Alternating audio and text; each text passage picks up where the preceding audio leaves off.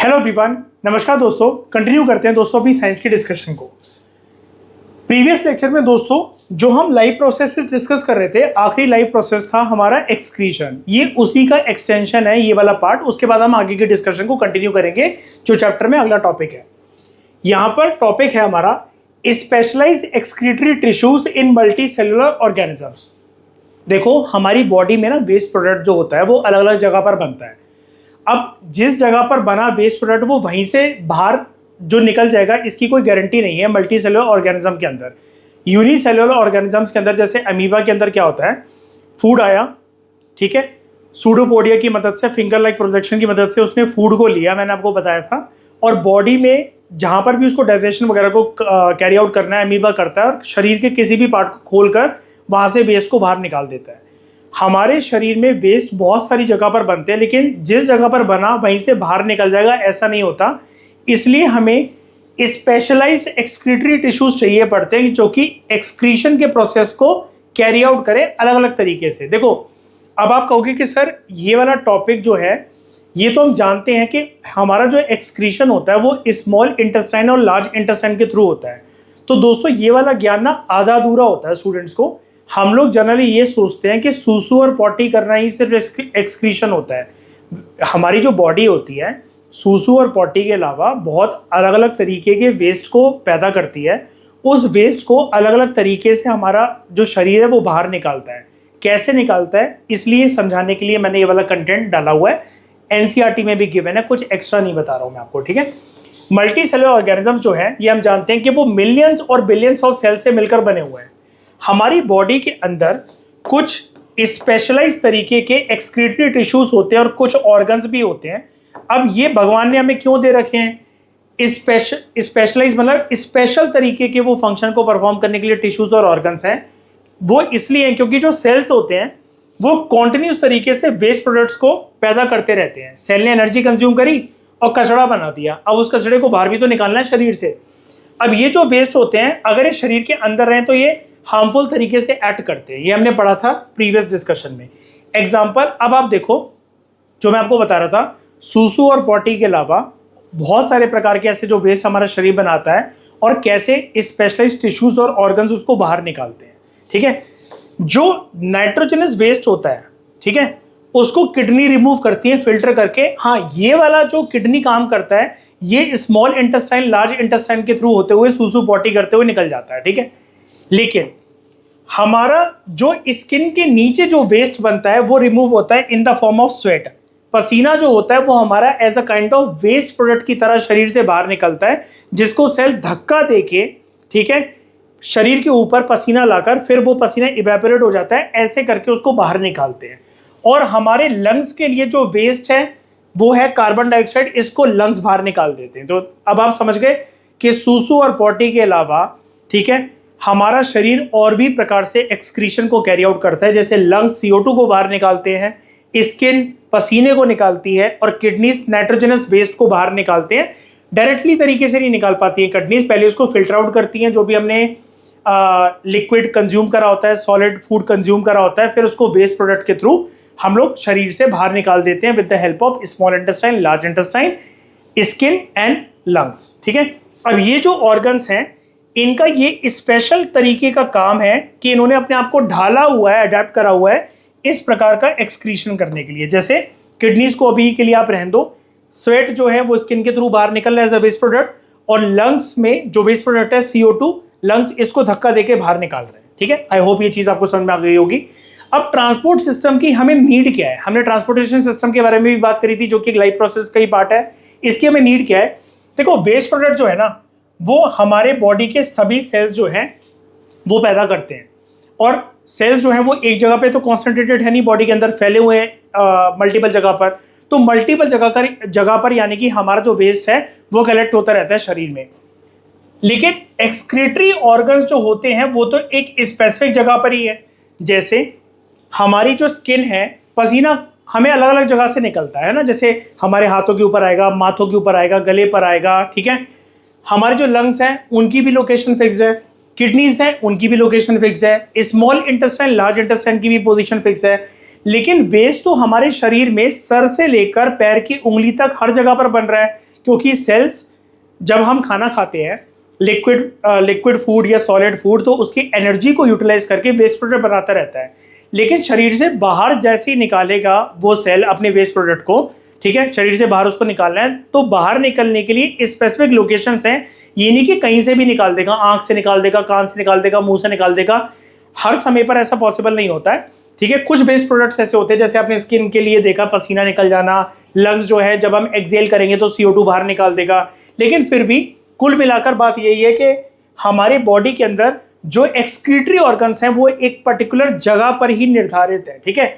For example kidney अब शरीर के हर एक कोने में नहीं पहुंच सकती है कि किस किस सेल ने क्या क्या वेस्ट जनरेट करा है, उसको कलेक्ट करके किडनी पूरे शरीर में घूमे, किडनी यहाँ तक आ जाए, हाथों तक आ जाए, वेस्ट को लेकर चली जाए। किडनी वाला काम तो कर नहीं सकती है। ऐसी जो लंग के पास जो टिश्यूज हैं वो डायरेक्टली हर एक सेल के पास जाकर के भैया हमें CO2 दे दो, CO2 दे दो, CO2 दे दो, बाहर निकालना है रेस्पिरेशन के प्रोसेस के थ्रू, ब्रीथिंग के प्रोसेस के थ्रू, प्लीज हमें CO2 दे दो। हम एक ही बार में कूड़ा कचरा इकट्ठा करने आए हैं, सुबह शाम के चक्कर नहीं लगा सकते हैं। अब ऐसा तो लंग के टिश्यूज बोलेंगे नहीं बॉडी के अलग अलग पार्ट्स में जाकर सेल्स को, तो इसलिए हमें दोस्तों चाहिए पड़ता है एक ट्रांसपोर्ट सिस्टम जो कि वेस्ट को कैरी करे एक्सक्रीटरी ऑर्गन्स तक, ताकि वो एक ही जगह पर करेक्ट होकर बॉडी से बाहर निकल जाए। जैसे आप मान लो कि एक सोसाइटी, एक ब्लॉक है जिसमें बड़े सारे घर परिवार रह रहे हैं, वो एक कॉमन जगह पर अपना कचरा डाल रहे हैं और कचरे वाली गाड़ी आती है और उस वेस्ट को वहां से रिमूव कर जाती है। इसी प्रकार से जो सेल्स हैं उन्होंने वेस्ट कहीं पर भी प्रोड्यूस कर रखा हो, हमारा जो बॉडी के अंदर जो ट्रांसपोर्ट सिस्टम होता है, ठीक है, वो एक जगह पर लाकर वहां पे कलेक्ट कर देगा और जहां जहां से उसको बाहर निकलना चाहिए एक्सक्रीटरी ऑर्गन्स का इस्तेमाल करके, वो वहां से बाहर निकल जाएंगे।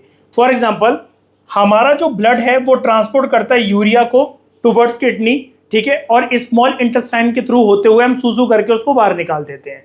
हमारा जो ब्लड है वो CO2 को ट्रांसपोर्ट करता है टुवर्ड्स लंग्स और हम उसको एक्सेल करके, जैसे सांस ली, O2 अंदर गया, सांस छोड़ दी, CO2 बाहर निकल गया, ठीक है। तो ये जो दोस्तों स्पेशलाइज्ड टिश्यूज है, ठीक है, स्पेशलाइज्ड जो ऑर्गन्स हैं और उसके साथ जो हमारा ट्रांसपोर्ट सिस्टम है, ये साथ में कोऑर्डिनेशन के साथ मिलकर काम करते हैं ताकि हमारे शरीर से वेस्ट प्रोडक्ट को बाहर निकाल सके और हमारे इंटरनल एनवायरनमेंट को, शरीर के अंदर जो इंटरनल एनवायरनमेंट होता है, होम्योस्टैटिस, इक्विलिब्रियम, उसको अच्छे तरीके से मेंटेन कर सके, ठीक है। तो आई होप ये वाली चीज आपको क्लियर हो गई होगी। आगे बात करते हैं। अब हमारे दोस्तों NCERT के पेज नंबर 81 पर कुछ 4 क्वेश्चंस गिवन है, उसके आंसर गिवन नहीं है वहां पर, मैंने आंसर के साथ इसके एक्सप्लेनेशन लिख दिया। अभी तक जो हम पढ़कर आए हैं उसी के बेसिस पर ये क्वेश्चंस आंसर्स हैं, एक बार इसको भी देख लेते हैं, इंपॉर्टेंट है। सबसे पहला क्वेश्चन हमसे ये पूछा गया है कि डिफ्यूजन क्यों इनसफिशिएंट होती है। डिफ्यूजन प्रॉपर तरीके से जो एक प्रोसेस है डिफ्यूजन का, कि कोई भी चीज हायर कॉन्सेंट्रेशन से होते हुए लोअर कॉन्सेंट्रेशन तक जाती है, ये वाला प्रोसेस क्यों एक फेलियर प्रोसेस है when it comes to meeting the oxygen requirement in multicellular organism जैसे ह्यूमंस। यानी कि ह्यूमंस के अंदर ऑक्सीजन की अगर हम बात करें तो डिफ्यूजन का जो प्रोसेस है कि ऑक्सीजन हायर कॉन्सेंट्रेशन से लोअर कॉन्सेंट्रेशन तक मूव कर जाएगा, ऐसा मल्टीसेलुलर ऑर्गेनिजम्स के अंदर इजी तरीके से क्यों नहीं हो पाता है। मैंने आपको बताया था यूनिसेलुलर ऑर्गेनिजम्स के अंदर तो ये वाली चीज इजी होती है, लेकिन मल्टीसेलुलर ऑर्गेनिज्म जैसे प्लांट्स हो गए, एनिमल्स हो गए, ह्यूमंस हो गए, इनमें ये वाली चीज डिफिकल्ट क्यों होती है। आओ इसको समझते हैं, इसका आंसर जानते हैं। डिफ्यूजन जो है वो शॉर्ट डिस्टेंस पर अगर उसको ट्रैवल करना हो तो ठीक है। शॉर्ट डिस्टेंस पर ट्रैवल करने का ये मतलब है हायर कॉन्सेंट्रेशन से कोई भी जो चीज है, कोई भी जो गैसेस है, कोई भी जो पदार्थ है, उसको लोअर कॉन्सेंट्रेशन तक आना है। अगर ये डिस्टेंस शॉर्ट है तब तो ये काम कर जाएगा। अब हमारी बॉडी में क्या शॉर्ट डिस्टेंस पर सेल्स लोकेट होते हैं। हमारी बॉडी में ऑक्सीजन जो हम इनहेल करते हैं, ये ऑक्सीजन खून के साथ मिक्स हो जाएगा और बॉडी के अलग अलग पार्ट्स में पहुंचेगा।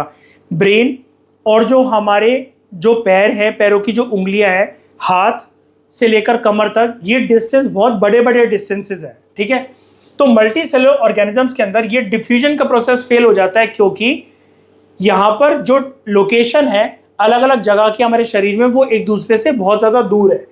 बॉडी साइज बहुत बड़ा होता है मल्टी सेलुलर ऑर्गेनिजम्स के अंदर, ज्यादातर जो सेल्स होते हैं वो एक्सटर्नल एनवायरनमेंट से दूर होते हैं, ठीक है। और ऑक्सीजन जल्दी जल्दी डिफ्यूज नहीं कर पाता है, ताकि वो सारे सेल्स तक पहुंच सके, यानी कि हायर कॉन्सेंट्रेशन से लोअर कॉन्सेंट्रेशन तक उस गैप को फिल करने के लिए कि जहां पर ऑक्सीजन की कमी होगी, इतनी जल्दी जल्दी नहीं पहुंच पाता है।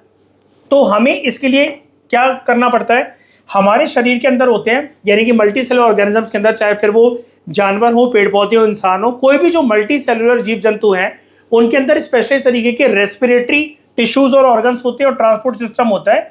और ये इसलिए होता है, भगवान ने हमें इसलिए दे रखा है क्योंकि डिफ्यूजन का प्रोसेस यूनिसेलुलर ऑर्गेनिजम्स के अंदर तो अच्छे से काम कर लेगा, लेकिन मल्टी सेलुलर ऑर्गेनिजम्स के अंदर ये डिफ्यूजन का प्रोसेस काम नहीं कर पाएगा। रीजन है उसके तीन, बॉडी साइज है बहुत बड़ा मल्टी सेलुलर ऑर्गेनिजम्स का, ज्यादातर सेल्स एक्सटर्नल एनवायरनमेंट से दूर हैं, और ऑक्सीजन जल्दी जल्दी डिफ्यूज होकर हर एक कोने तक, सेल तक नहीं पहुंच पाएगा, शरीर के अलग अलग कोने तक नहीं पहुंच पाएगा।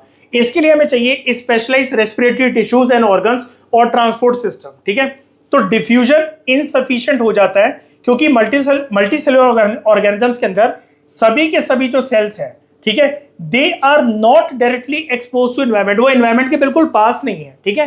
तो डिफ्यूजन लॉन्ग डिस्टेंस की अगर बात करें तो डिफ्यूजन का प्रोसेस वहां पर फेलियर प्रोसेस होता है। प्रॉपर तरीके से जो ऑक्सीजन है वो हर एक सेल तक रेस्पिरेटरी टिश्यूज, रेस्पिरेटरी ऑर्गन्स और ट्रांसपोर्टेशन सिस्टम के थ्रू तो पहुंच सकता है। डिफ्यूजन के प्रोसेस के थ्रू के बाहर से एक्सटर्नल एनवायरनमेंट से ऑक्सीजन आया और जहां जहां पर कमी है एकदम से उसको मिल गया, ऐसा नहीं हो पाता। शरीर में ऑटोमेटिकली वो नहीं पहुंच सकता, उसको धक्का दे देकर ट्रैवल कर कर कर हमारे टिश्यूज, हमारे ऑर्गन्स और हमारा ट्रांसपोर्टेशन सिस्टम पहुंचाता है। ये वाली चीज आप याद रखना, ठीक है। तो ये छोटे छोटे क्वेश्चन हैं, इसके छोटे छोटे आंसर्स हैं और ऐसा कुछ नया नहीं है, ये ऑलरेडी आप सब चीजें पढ़ चुके हो। अगला क्वेश्चन, कौन सा क्राइटेरिया हम यूज करते हैं ये डिसाइड करने के लिए, हमारा ये पहला लेक्चर था इस चैप्टर का, ये जानने के लिए कि कौन से जीव जंतु जिंदा है, ठीक है। हमें कैसे डिसाइड करते हैं कि वो जिंदा है? क्या जब वो कोई एक्टिविटी कर रहे हैं सिर्फ तभी आप उनको जिंदा बोलोगे? अगर वो सो रहे हैं, रेस्टिंग मोड पे हैं, उनकी बॉडी के अंदर किसी भी प्रकार की कोई मूवमेंट नहीं दिख रही है, चलो जानवर और इंसानों के अंदर तो सोते हुए मैंने आपको बताया था कि उनका पेट भी हिलेगा, छाती भी हिलेगी, कुछ ना कुछ मूवमेंट होगी, ठीक है। लेकिन व्हाट अबाउट प्लांट्स जो कि एकदम स्टिल इंटैक्ट पोजीशन पर खड़े हुए हैं, वो भी तो लिविंग होते हैं, ट्रीज भी तो लिविंग होते हैं। तो आप कैसे जानोगे? क्या सिर्फ बॉडी मूवमेंट्स के थ्रू आप किसी को बोलोगे चीज जिंदा है या मृत है, अलाइव है कि डेड है? तो नहीं, विजिबल मूवमेंट जो है वो वन ऑफ द इंडिकेशन तो है अलाइवनेस का, लेकिन it is not sufficient. Real criteria जो कि हम यूज करते हैं लाइफ प्रोसेसेस को डिफाइन करने के लिए, तो वो है कि लाइफ प्रोसेस कॉन्टिन्यूस होना चाहिए और मॉलिक्यूलर मूवमेंट होनी चाहिए ऑर्गेनिज्म के अंदर, ठीक है। जैसे कौन कौन सी मूवमेंट्स अगर होंगी सारी की सारी कंबाइंड तरीके से, तो आप कहोगे कि एक ऑर्गेनिज्म अलाइव है। न्यूट्रिशन का प्रोसेस, रेस्पिरेशन का प्रोसेस, ट्रांसपोर्टेशन, एक्सक्रीशन, ग्रोथ और मेंटेनेंस, ठीक है। ये सारे लाइफ प्रोसेसेस हैं, प्लस ग्रोथ एंड मेंटेनेंस। ये विजिबल फीचर्स अगर आपको दिखेंगे तो आप इसको कहोगे as a defining feature of life process, as well as आप कहोगे कि ऑर्गेनिज्म जिंदा है। अब ये जो लाइफ प्रोसेसेस प्रेजेंट हैं और मॉलिक्यूलर एक्टिविटीज जो हो रही है, ये ऑर्गेनिज्म को मेंटेन करते हैं, उसको जीवित रखते हैं, ठीक है, और ये इंडिकेट करते हैं कि वो जिंदा है, ठीक है। क्लियर? ये हम ऑलरेडी चीज पढ़ चुके हैं काफी डिटेल तरीके से। अब कौन कौन से, तीसरा क्वेश्चन है, कौन कौन से ऐसे रॉ मटेरियल्स होते हैं जो शरीर के बाहर से आते हैं जिसको ऑर्गेनिज्म यूज करता है? ऑर्गेनिजम्स अपनी सराउंडिंग से कुछ रॉ मटेरियल्स को यूज करते हैं एनर्जी को बनाने के लिए अपने शरीर के अंदर, और उस एनर्जी को मैंने आपको बताया था कि साइंस और बायोलॉजी की भाषा में हम उसको एटीपी कहते हैं। एनर्जी हम जनरली बोल देते हैं, लेकिन हमें बोलना चाहिए proper word ATP, adenosine triphosphate, ठीक है। तो ऑर्गेनिजम्स जो हैं वो कुछ मटेरियल्स को जिसको अपने शरीर से बाहर से ऑब्टेन करते हैं, they are use for energy production, उनकी ग्रोथ के लिए, रिपेयर के लिए और मेंटेनेंस के लिए। तो कौन कौन सी हैं वो चीजें? फूड, वाटर, ऑक्सीजन और कुछ मिनरल्स, ठीक है। तो बाहर से जो रॉ मटेरियल्स एक ऑर्गेनिज्म के शरीर के अंदर एंटर करते हैं वो ऑर्गेनिज्म को एनर्जी देते हैं, और ये सब्सटेंसेस इसलिए इंपॉर्टेंट है ऑर्गेनिज्म के सर्वाइवल के लिए क्योंकि जब ये सब्सटेंसेस एक ऑर्गेनिज्म के अंदर एंटर होंगे तो एनर्जी के साथ साथ, एनर्जी तो एक शॉर्ट टर्म क्राइटेरिया है ना कि आज मैंने एनर्जी यूज करी, कुछ देर के लिए मैंने खाना खा के एनर्जी ऑब्टेन करी, थोड़ी देर के बाद मुझे कुछ घंटों के बाद दोबारा भूख लगाएगी, अगले दिन मुझे फिर से खाना चाहिए। लेकिन ये जो प्रोसेस है क्यों कॉन्टिन्यूस तरीके से होना चाहिए? ताकि ऑर्गेनिज्म की ग्रोथ हो सके, उसकी सेल्स जो डैमेज हो गए हैं उसका रिपेयरमेंट हो सके, मेंटेनेंस हो सके, और दूसरी लाइफ एक्टिविटीज जो है वो कैरी आउट एक ऑर्गेनिज्म अच्छे तरीके से कर सके, ठीक है। चौथा क्वेश्चन आपसे पूछ रहा है कौन से प्रोसेसेस को आप कंसिडर करोगे कि जो कि एक्सट्रीमली इंपॉर्टेंट है, एसेंशियल है लाइफ की मेंटेनेंस के लिए। तो 4 मेजर लाइफ प्रोसेसेस जो हैं ये इंपॉर्टेंट होते हैं लाइफ की मेंटेनेंस के लिए। और यही हमने दूसरे क्वेश्चन में पढ़ा था कि सिर्फ बॉडी की विजिबल मूवमेंट होना काफी नहीं होता किसी को बोलने के लिए क्योंकि जिंदा है या कोई मरा हुआ है, कि आपको सिर्फ जो हिलते डुलते दिखेगा, भागते दौड़ते दिखेगा, आप उसी को कहोगे कि वो जिंदा है। लाइफ प्रोसेसेस चारों तरीके से कैरी आउट होने चाहिए, और वो है खाना खाना, न्यूट्रिशन, ठीक है, रेस्पिरेशन जिसके अंदर ब्रीदिंग का एक इंपॉर्टेंट पार्ट आता है, सांस लेना, और रेस्पिरेशन मैंने आपको बताया था कि हमारा ऑक्सीजन जो है वो कॉम्प्लेक्स फूड मॉलिक्यूल्स को ब्रेक डाउन करता है उसका, ताकि हम एनर्जी को ऑब्टेन कर सकें इन the form of ATP, adenosine triphosphate. Transportation, हमने जो भी खाया पिया है वो उसका जो न्यूट्रिशन है, उसकी जो एनर्जी है सेल्स के बॉडी के अंदर अलग अलग कोनों तक जो भी सेल्स लोकेटेड है उन तक पहुंच सके। और फाइनली जब सेल्स ने एनर्जी यूज कर ली तो जो वेस्ट प्रोडक्ट जो बनाएंगे वो शरीर के अलग अलग कोनों से जो बाहर निकालेंगे उसको हम कहते हैं एक्सक्रीशन का प्रोसेस। ठीक है, तो ये 4 प्रोसेसेस जो है these are considered as essential for maintaining life. Okay, तो ये पेज नंबर 81 के ऊपर कुछ क्वेश्चंस गिवन थे, उसके आंसर्स नहीं थे, मैंने आंसर्स के साथ आपको बता दिया है। ठीक है, अब दोस्तों हम जानते हैं व्हाट इज न्यूट्रिशन। देखो शॉर्ट में मैंने आपको लाइफ प्रोसेसेस के चारों जो प्रोसेसेस हैं उसके बारे में एक्सट्रीमली डिटेल्ड तरीके से बता दिया, मतलब कंटेंट शॉर्ट था लेकिन जितना आपको जानना था इस चैप्टर के अंदर वो मैंने आपको बता दिया है। लेकिन इस चैप्टर में उन 4 लाइफ प्रोसेसेस के बारे में जब मेंशन करा गया, जैसे न्यूट्रिशन, रेस्पिरेशन, ट्रांसपोर्टेशन और एक्सक्रीशन, फिर से ये प्रोसेसेस रिपीट होते हैं और काफी डिटेल्ड तरीके से ये आपको पढ़ाए जाएंगे, और इसलिए चैप्टर 4 पार्ट्स में डिवाइडेड है। तो आज हम शुरू करते हैं अपना न्यूट्रिशन। ठीक है, सबसे पहला जो लाइफ प्रोसेस है, कुछ पहले ऐसी बातें रिपीट करते हैं हम जो ऑलरेडी हम जान चुके हैं। ठीक है, रिवीजन पर्पज से।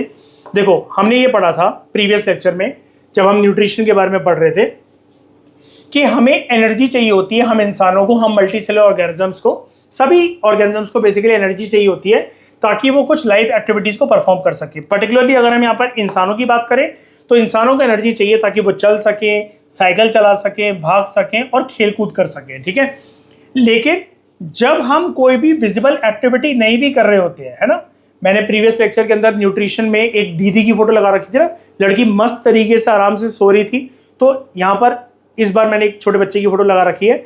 यहाँ पर ये कोई विजिबल एक्टिविटी नहीं भी कर रहा है, आराम से सोया पड़ा है, इसकी बॉडी की पूरी एनर्जी जो है वो इंटैक्ट है। ठीक है, लेकिन बॉडी को इस टाइम पर भी एनर्जी चाहिए है। ठीक है, क्यों चाहिए एनर्जी? ये अपने बॉडी में स्टिल मोड पर, रेस्टिंग मोड पर ये बच्चा लाइफ प्रोसेसेस को कैसे कैरी आउट करेगा? वो लाइफ प्रोसेस रुकने थोड़ी ना चाहिए। अगर वो रुक गए, ये भोलेनाथ को प्यारा हो जाएगा ये बच्चा। ठीक है, ये ना हो तो जब ये कोई एक्टिविटी नहीं भी कर रहा है, अब 24 घंटे तो ये जाग नहीं सकता, 24 घंटे तो ये साइकिल दौड़ना, खेलना कूदना तो कर नहीं सकता। जब ये सो रहा है बच्चा, कोई भी इंसान सो रहा है, सो रही है रेस्टिंग मोड पे, तब भी वो लाइफ प्रोसेसेस कैरी आउट होते रहने चाहिए। इसके लिए भी हमें एनर्जी चाहिए पड़ती है। अब ये जो एनर्जी होती है कहाँ से आती है? इसके लिए हमारा शरीर जो है, या फिर हम जो है कुछ मटेरियल्स को ऑब्टेन करते हैं जो बाहर से आते हैं हमारे शरीर से, क्योंकि हमारा शरीर जो है खुद से एनर्जी जो है वो प्रोड्यूस नहीं कर सकता है। एनर्जी जो है हमें चाहिए पड़ती है। हाँ, प्लांट्स, मैंने आपको बताया था प्लांट्स खाना अपना खुद से बना सकते हैं, लेकिन जानवर और इंसान तो खाना भी अपना खुद से नहीं बना सकते हैं। ठीक है, और एनर्जी के लिए तो प्लांट्स को भी आउटसाइड सोर्सेज पर, जैसे सनलाइट पर डिपेंडेंट रहना पड़ता है। वहीं पर अगर हम इंसानों और जानवरों की बात करें तो हमें बाहर से कुछ रॉ मटेरियल्स को चाहिए पड़ता है, खाने को चाहिए पड़ता है, ताकि हम ग्रो कर सके, हमारे शरीर को, हमारा शरीर डेवलप हो सके, हम प्रोटीन्स को सिंथेसाइज कर सकें, उससे हम एनर्जी को क्रिएट कर सकें इन the form of ATP molecules, और दूसरे सब्सटेंसेस जो भी हमारी बॉडी को प्रोड्यूस करने हैं वो कर सके। ये मटेरियल जीरो लेवल से, एकदम बेस जीरो से तो क्रिएट नहीं हो सकते, they can not be created from nothing. ये मैंने आपको प्रीवियस लेक्चर में भी बताया था। तो इसके लिए ये जो एनर्जी सोर्सेज हैं शरीर के बाहर से आने चाहिए। ठीक है, और इसके लिए one of the most important energy और मटेरियल के लिए जो सोर्स होता है वो होता है खाना जो हम खाते हैं। ठीक है, ये सारा प्रकार का खाना, आप वेजिटेरियनिज्म को फॉलो करते हो चाहे नॉन वेजिटेरियनिज्म को फॉलो करते हो, खाना मतलब खाना, हेल्थी खाना, फ्रेश खाना। ठीक है, जब आप वो खाते हो तो आपकी बॉडी के अंदर एनर्जी आती है। ठीक है, अब एनर्जी जो है हमें रेस्टिंग मोड में क्यों चाहिए पड़ती है? जैसे ये बच्चा सो रहा है, ठीक है, आराम कर रहा है, रेस्ट कर रहा है, इस रेस्टिंग मोड पे भी ये एनर्जी हमें क्यों चाहिए? तो एनर्जी हमें कॉन्टिन्यूसली चाहिए पड़ती है ताकि हम अपने बॉडी के अंदर जो स्टेट ऑफ ऑर्डर है, जो इक्विलिब्रियम की जो कंडीशन है, जो होम्योस्टैटिसिस है, जो इंटरनल एनवायरनमेंट है, और जो ऑर्गन्स जैसे हम जब कुछ एक्टिविटीज कर रहे होते हैं, जैसे चलना, साइकिल चलाना, भागना, दौड़ना, खेलना, कूदना, जब वो प्रोसेसेस कैरी आउट होते हैं तो वो रेस्टिंग टाइम पर, स्लीपिंग टाइम पर, जब हम कुछ भी नहीं कर रहे होते हैं उस टाइम पर भी वो चलते रहने चाहिए। ठीक है, तो यानी कि हमारी बॉडी के अंदर जब रेस्टिंग मूड होता है या जब स्लीपिंग मूड पर हम होते हैं, जब कुछ भी नहीं कर रहे होते हैं, तो हमें एनर्जी फिर भी चाहिए ताकि हम अपने टिश्यूज को रिपेयर कर सके, मॉलिक्यूल्स को सिंथेसाइज कर सके, इकट्ठा कर सके एक जगह पर, जहां पर जैसे मान लो कुछ जगह के जैसे सेल्स, आपने एक्सरसाइज करी, ठीक है, आपकी हड्डियों में दर्द हो रहा है, तो आपको उसके बाद रेस्ट करना चाहिए, आपको सोना चाहिए, अच्छा खाना चाहिए। तो जब आपने खा रखा है, जब आप रेस्ट कर रहे हो, सो रहे हो, तो बॉडी को टाइम भी तो लगेगा ना उसको रिपेयर करने के लिए, सेल्स को रिपेयर करने के लिए, टिश्यूज को रिपेयर करने के लिए। ठीक है, तो एक जगह पर मॉलिक्यूल्स को सिंथेसाइज करा जाता है उस टाइम पर शरीर के द्वारा, बॉडी टेम्परेचर को मेंटेन करने के लिए, और जो सेल्स की जो एक्टिविटीज है, जिसको हम सेल्यूलर एक्टिविटीज यहां पर कह रहे हैं, उसको कैरी आउट करने के लिए। तो एनर्जी हमें, जब तक हम इस पृथ्वी के अंदर जीवित हैं, तब तक हमें कॉन्टिन्यूस तरीके से एनर्जी चाहिए। तो फूड जो है, खाना जो है हमारा, वो दो मेजर फंक्शंस को परफॉर्म करता है। एक, खाना जो है हमारे लिए सोर्स ऑफ एनर्जी है, लाइफ प्रोसेसेस को कैरी आउट करने के लिए खाना जो है हमें भरपूर तरीके से एनर्जी देता है, और वो एक सोर्स भी है रॉ मटेरियल का। फूड जो है वो हमें ऐसे सब्सटेंसेस प्रोवाइड करते हैं, मतलब फूड के अंदर ऐसे सब्सटेंसेस हैं, ठीक है, ऐसी केमिकल एनर्जी है, ऑब्वियसली मतलब वो ब्रेक डाउन होने के बाद ही पहुंचेगी हम तक, लेकिन ऐसी एनर्जी फूड के अंदर छुपी हुई है, ऐसे सब्सटेंसेस हैं जो कि हमारी ग्रोथ और रिपेयर में, हमारी बॉडी के मेंटेनेंस में, जो सेल्स डेड हो गए उनको रिप्लेस करके नए सेल्स बनाने में, बहुत सारी चीजों में काम करता है, अल्टीमेटली लाइफ प्रोसेसेस में काम करता है। ठीक है, तो अगर हम जाने कि न्यूट्रिशन क्या है शॉर्ट तरीके से, न्यूट्रिशन दोस्तों एक ऐसा प्रोसेस है जिसके थ्रू ऑर्गेनिज्म जो है वो एनर्जी को ऑब्टेन करते हैं, मटेरियल्स को ऑब्टेन करते हैं फ्रॉम फूड, खाने की मदद से, ताकि वो उनकी बॉडी के अंदर ग्रोथ हो सके, रिपेयर हो सके, और सभी के सभी लाइफ प्रोसेसेस जो होते हैं न्यूट्रिशन के अलावा भी। न्यूट्रिशन तो देखो खाने को शरीर के अंदर डालना है ताकि एनर्जी बन सके, लेकिन न्यूट्रिशन के अलावा बाकी सारे जो लाइफ प्रोसेसेस हैं, फिर चाहे आप रेस्पिरेशन की बात करो, ट्रांसपोर्टेशन की बात करो, एक्सक्रीशन की बात करो, ये सारे की सारी जो चीजें हैं ये तभी संभव हो सकती हैं जब खाना आपके शरीर के अंदर जाए, उससे आपका शरीर एनर्जी बनाए और फिर वेस्ट प्रोडक्ट्स वगैरह को बाहर निकाल दे, और ऑब्वियस ही बात है ट्रांसपोर्टेशन कर दे उस एनर्जी का शरीर के अलग अलग कोनों में। यही सारी लाइफ प्रोसेसेस हैं जो कि खाने की मदद से कैरी आउट होते हैं। क्योंकि एनर्जी नहीं होगी तो लाइफ प्रोसेसेस कैरी आउट नहीं होंगे, ऑर्गेनिजम्स के अंदर जो ऑर्गन्स हैं वो अपने फुलेस्ट पोटेंशियल पर काम ही नहीं कर सकते। तो कैसे लिविंग ऑर्गेनिजम्स जो हैं उनको अपना खाना मिलता है, how do living things get their food, ये हमारा अगला टॉपिक है। देखो जो जनरल रिक्वायरमेंट होती है एनर्जी और मटेरियल की, वो कॉमन है सभी ऑर्गेनिज्म के अंदर। सभी इस पृथ्वी के ऊपर जितने भी लिविंग जीव जंतु हैं उनको एनर्जी चाहिए, मटेरियल चाहिए, ठीक है, लेकिन अलग अलग तरीके से ये एनर्जी रिक्वायरमेंट को फुलफिल करा जाता है। ठीक है, इसका मतलब ये है सभी ऑर्गेनिजम्स को खाना तो चाहिए शरीर के अंदर, लेकिन वो उसको अलग अलग तरीके से ऑब्टेन करते हैं। तो दोस्तों यहां से हमारा टॉपिक स्टार्ट होता है। कुछ ऑर्गेनिज्म ऐसे होते हैं वो अपना खाना खुद से बना लेते हैं, जैसे प्लांट्स, पेड़ पौधे, और कुछ जो होते हैं उनको अपनी बॉडी के बाहर से ऑब्टेन करना पड़ता है उसको, और इसके बेसिस पर हम ऑर्गेनिजम्स को दो नाम देते हैं। एक होते हैं ऑटोट्रॉफ्स, उनका जो मोड ऑफ न्यूट्रिशन होता है दैट इज ऑटोट्रॉफिक न्यूट्रिशन। ये प्लांट्स और ट्रीज की पहचान है, ठीक है, ग्रीन प्लांट्स की पहचान है। और जो हिटोट्रॉफिक मोड ऑफ न्यूट्रिशन होता है जो जानवर और इंसानों में पाया जाता है, वो अपना सोर्स ऑफ फूड बॉडी के बाहर से ड्राइव करते हैं, प्लांट्स अपना खाना खुद से बना लेते हैं।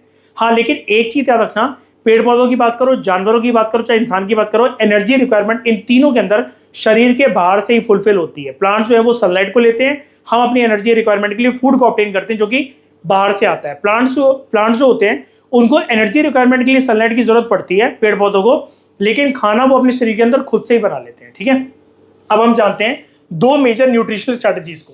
एक होता है autotrophic mode of nutrition. Autotrophic mode of nutrition ऐसे प्रोसेस को कहा जाता है जहां पर कुछ जो ऑर्गेनिजम्स होते हैं वो अपना खाना खुद से बना लेते हैं। ठीक है, वो करते क्या है, सिंपल इनऑर्गेनिक सब्सटेंसेस जो कि कुदरत में अवेलेबल हैं उसको यूटिलाइज करके अपना खाना बनाते हैं। तो यहां पर सिंपल इनऑर्गेनिक मतलब नॉन लिविंग जो चीज है उसको ऑब्टेन करके वो अपना खाना बनाते हैं। तो यहां पर सिंपल इनऑर्गेनिक सब्सटेंसेस या मटेरियल किसको कहा जा रहा है, CO2 और वाटर का इस्तेमाल करके। ठीक है, तो CO2 को प्लांट्स ऑब्टेन करते हैं जो कि हवा में मौजूद है। प्लांट्स को क्या आपको पता है, CO2 को इनटेक करते हैं, O2 को रिलीज करेंगे। ठीक है, इसके अलावा प्लांट्स को जो एक और इंपॉर्टेंट चीज चाहिए वो चाहिए पानी, यानी कि H2। तो ये पानी जो है प्लांट्स यानी कि पेड़ पौधे या तो जमीन से ऑब्टेन कर लेंगे या आसपास की सराउंडिंग से।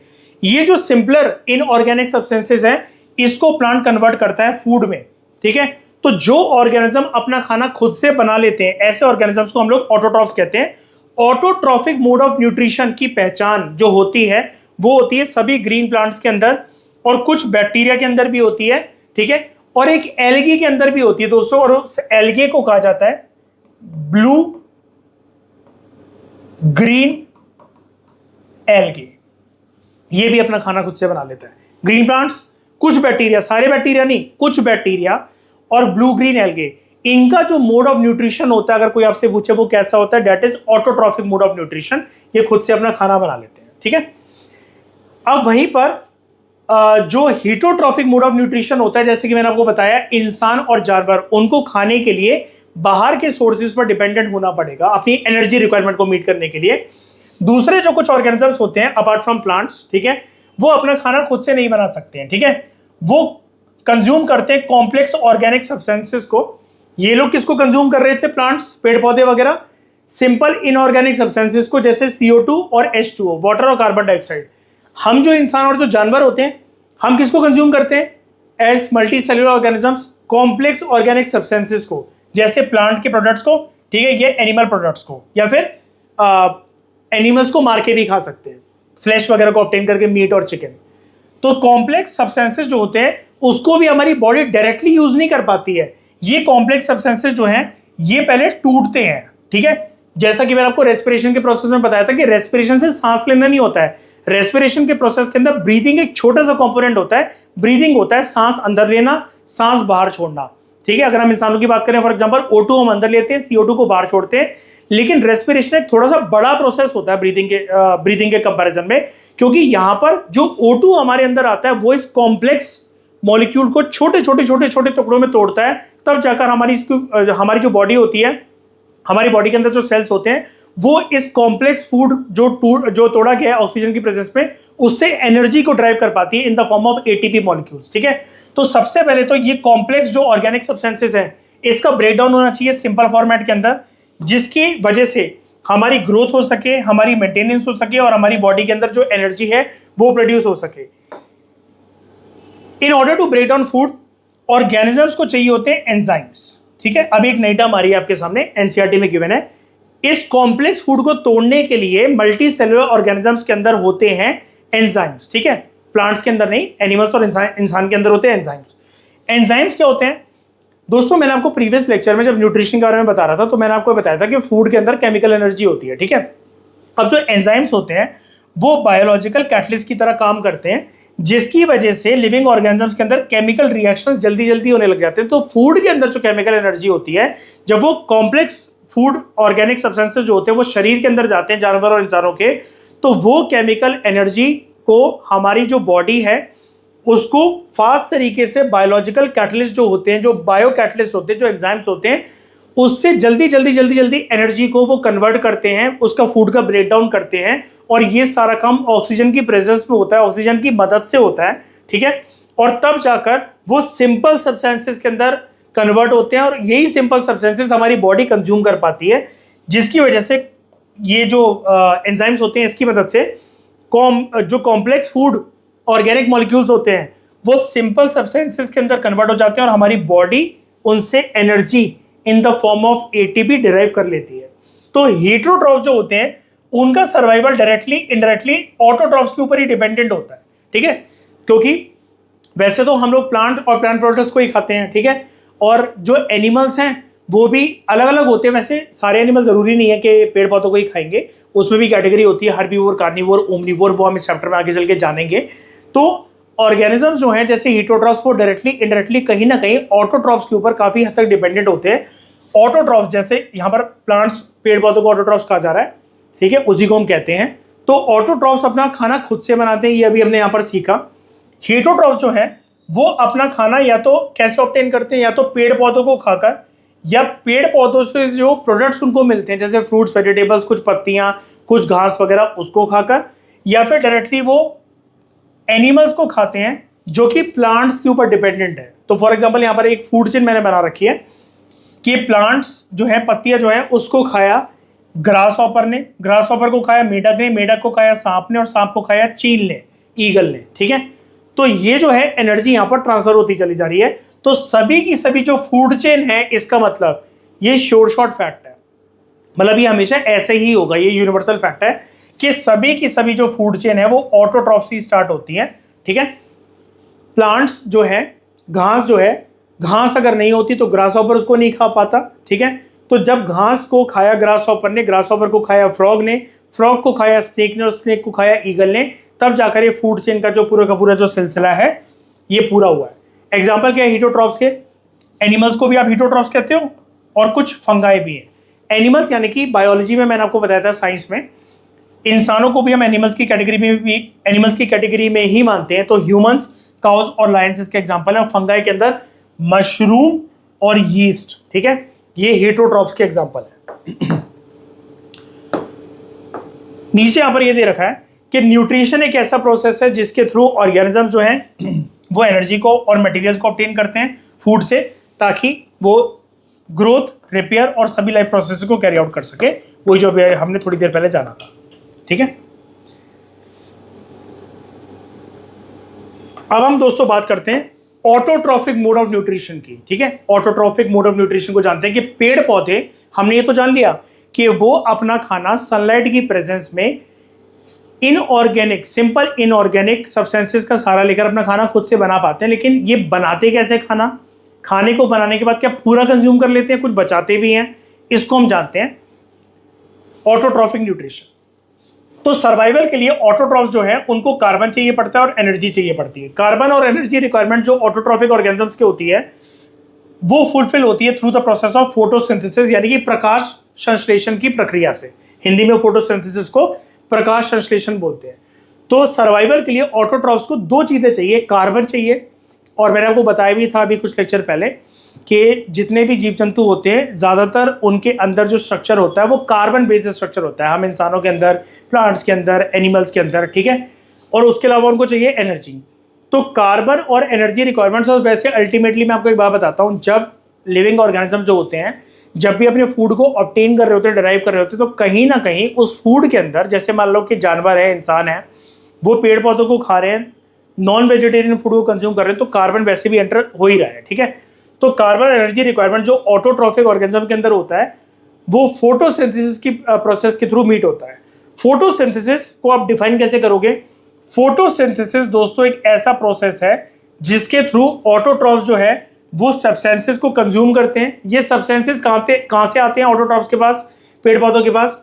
दे come from outside the body, और जब एक बार ये सब्सटेंसेस एंटर कर जाते हैं शरीर के बाहर से पेड़ पौधों के अंदर, तो पेड़ पौधे उसको कन्वर्ट कर देते हैं into, they convert them into stored form of energy. फिर वो स्टोर्ड फॉर्म ऑफ एनर्जी के अंदर कन्वर्ट कर देते हैं। कुछ एनर्जी तो वो कंज्यूम कर लेते हैं, कुछ को वो बचाकर भी रख लेते हैं अपने पास। ये जो बचाने वाली बात है ना, स्टोर्ड फॉर्म ऑफ एनर्जी, इसको अभी मैं आपको थोड़ी देर के अंदर समझाता हूं। तो रॉ मटेरियल्स जो कि चाहिए प्लांट्स को फोटोसिंथेसिस के प्रोसेस को कैरी आउट करने के लिए, वो कौन कौन से हैं? तो रॉ मटेरियल जो कि प्लांट्स कंज्यूम करते हैं शरीर के बाहर से, वो अभी हमने प्रीवियस स्लाइड पे जाना था, CO2 जो कि एटमॉस्फेयर से प्लांट को मिल जाएगा, वाटर जो कि सॉइल और आसपास के एनवायरनमेंट से प्लांट को मिल जाएगा। कंडीशंस कौन कौन सी इंपॉर्टेंट होती हैं फोटोसिंथेसिस के प्रोसेस के लिए? दोस्तों याद रखना, एग्जाम में क्वेश्चन आए, कंफ्यूज मत होना। ये रॉ मटेरियल है जो फोटोसिंथेसिस के प्रोसेस के लिए प्लांट्स को चाहिए, पानी और CO2। वो कंडीशंस है कि ये कंडीशंस अगर होंगी तो ही ये फोटोसिंथेसिस का प्रोसेस कैरी आउट हो सकता है, तो ही ये वाटर और कार्बन डाइऑक्साइड किसी और फॉर्मेट के अंदर प्लांट का खाना बनाने के लिए यूटिलाइज करे जा सकते हैं, यूज करे जा सकते हैं। तो कंडीशंस कौन कौन सी होती है इंपॉर्टेंट फोटोसिंथेसिस के लिए? ये जो सब्सटेंसेस होते हैं CO2 और वाटर, ठीक है, इसको प्लांट कार्बोहाइड्रेट के अंदर कन्वर्ट कर देता है। तो यानी कि आपके पास एक वर्ड आ गया कि ऑटोट्रॉफ्स जो होते हैं, जो स्पेशली जो प्लांट्स, ग्रीन प्लांट्स और जो ट्रीज होते हैं, उनके खाने का नाम क्या होता है? अब जैसे हम इंसान जो होते हैं, हम जो जानवर होते हैं, हम अपने फूड को, कोई हमारे फूड का एक नाम थोड़ी ना होता है। रोटी, सब्जी, दाल, फल, कितनी सारी चीजें होती हैं, ठीक है, जंक फूड वगैरह, हम सबको फूड की कैटेगरी में कॉमन वर्ड बोल देते हैं। प्लांट्स के अंदर जो फूड होता है उसका नाम क्या होता है? उसका नाम होता है कार्बोहाइड्रेट। ठीक है, तो ये जो कंडीशन है, कौन सी है? दो इंपॉर्टेंट कंडीशन कि कार्बन डाइऑक्साइड और वाटर कार्बोहाइड्रेट के अंदर प्लांट के खाने के अंदर कैसे कन्वर्ट होगा? एक तो सनलाइट का होना जरूरी है, सूरज की किरण का होना जरूरी है जो कि पत्तियों पर पड़े, और दूसरा पत्तियों के अंदर एक एलिमेंट होता है, ग्रीन कलर का एक पिगमेंट होता है जिसको हम कहते हैं क्लोरोफिल। ठीक है। ये जो क्लोरोफिल होता है ये क्लोरोप्लास्ट के अंदर होता है, ठीक है। और ये क्या काम करता है, जैसे ही सूरज की किरणें पत्तियों पर पड़ती है, पत्तियों के अंदर है क्लोरोफिल, ये क्लोरोफिल उस सनलाइट को ट्रैप कर लेता है, होल्ड कर लेता है, ताकि वो एनर्जी यूटिलाइज हो सके, ठीक है। तो कार्बोहाइड्रेट्स की फॉर्मेशन कैसे होती है, देखना ध्यान से। CO2, जो पहले मटेरियल्स थे हमने वो उठाए, CO2 और H2O को, पानी को उठा दिया, कार्बन डाइऑक्साइड और वाटर को हम लोगों ने उठा दिया। दो कंडीशंस कौन सी चाहिए थी हमें, एक सूरज की किरण और क्लोरोफिल जो कि सनलाइट को ट्रैप करेगी। तो सनलाइट और क्लोरोफिल की प्रेजेंस में उससे बन गया कार्बोहाइड्रेट, ठीक है, जो कि ये प्लांट का food in the form of glucose. तो यानी कि अब आप ये कहोगे सर अभी आप कार्बोहाइड्रेट बता रहे थे, अब यहां पर आपने ग्लूकोज लिखा हुआ है, एक ही बात होती है। प्लांट के खाने का नाम है कार्बोहाइड्रेट, आप इसको ग्लूकोज भी कह सकते हो। इसका केमिकल फॉर्मूला होता है C6H12O6, ठीक है, O8 लिखा हुआ है वैसे, यहां पर O8 भी कह सकते हो। वैसे बैलेंस करने के लिए केमिकल इक्वेशन को काम आता है, C6H12O6 होता है, ठीक है, इसका फॉर्मूला। तो कार्बन डाइऑक्साइड और वाटर आपस में कंबाइन करते हैं टू फॉर्म कार्बोहाइड्रेट, ठीक है, बात एक ही ना। देखो कार्बन डाइऑक्साइड और वाटर कंबाइन कर रहे हैं टू फॉर्म कार्बोहाइड्रेट, आप इसको ग्लूकोज भी बोल लो, एक ही बात है। कार्बोहाइड्रेट एक तरीके से खाना है पेड़ पौधों के लिए, और कार्बोहाइड्रेट जो है वो प्लांट्स को एनर्जी प्रोवाइड करते हैं, क्योंकि खाना है तो एनर्जी तो दे गई। तो कार्बोहाइड्रेट्स एक इमीडिएट सोर्स ऑफ एनर्जी होते हैं पेड़ पौधे के लिए, ठीक है। अब दोस्तों मुझे एक बात बताओ, जैसे आपके घर में खाना बनता है, एक टाइम का खाना बना, तो हमेशा क्या ये चीज होगी कि वो खाना पूरे के पूरे फैमिली मेंबर्स खा ही लेंगे? आपकी पूरी कढ़ाइयाँ, सारे बर्तन, जो कुकर के अंदर जो सब्जी बनी हुई है, जो चावल बने हुए हैं, वो सारे के सारे यूटिलाइज हो जाएंगे, एक दाना एक तिनका भी नहीं बचेगा, नहीं ना। अब खाना कभी कभार बच जाता है तो हम उसको स्टोर करके रख देते हैं ना फ्रिज वगैरह में, ठीक है, कि हम शाम को इसको दोबारा से गर्म करके या फिर जब भी इसको यूटिलाइज करना होगा हम इसको दोबारा से गर्म वरम करके या फिर फ्रिज से निकाल के खा लेंगे, है ना। तो प्लांट्स भी जो होते हैं वो जब वो अपना खाना बनाते हैं तो वो सिर्फ ऐसा नहीं होता कि बिल्कुल कैलकुलेशन के साथ एग्जैक्ट उतना ही बना रहे हैं खाना कि जितना उनको एनर्जी रिक्वायरमेंट को फुलफिल करने के लिए चाहिए। कभी कभार खाना ज्यादा बन जाता है तो उसको वो स्टोर कर लेते हैं। देखो ज्यादातर जो कार्बोहाइड्रेट या जिसको आप ग्लूकोज भी कह लो, वो तो प्लांट ने यूज कर लिया as a immediate energy source, ठीक है, इमीडिएटली एनर्जी उससे ऑब्टेन कर ली। लेकिन कभी कभार कुछ जो एक्स्ट्रा खाना बन गया, एक्स्ट्रा कार्बोहाइड्रेट, जो एक्स्ट्रा ग्लूकोज बन गया, उसको प्लांट बचा कर रख लेते हैं। जिस प्रकार से हमारे घर में जब एक्स्ट्रा दाल चावल सब्जी रोटी बन जाती है तो हम उसको रख लेते हैं कि चलो हम इसको अगर सुबह ज्यादा बन गया, दोपहर में ज्यादा बन गया, तो शाम को दोबारा से गर्म करके खा लेंगे, या फिर फैमिली मेंबर्स को जब भूख लगेगी दोबारा से खा लेंगे। तो सारा का सारा जो कार्बोहाइड्रेट होता है वो इमीडिएटली यूज नहीं होता। जिस प्रकार से हमारे घर में जब खाना बनता है तो सारा का सारा जरूरी नहीं है कि एक बार में यूज हो जाएगा।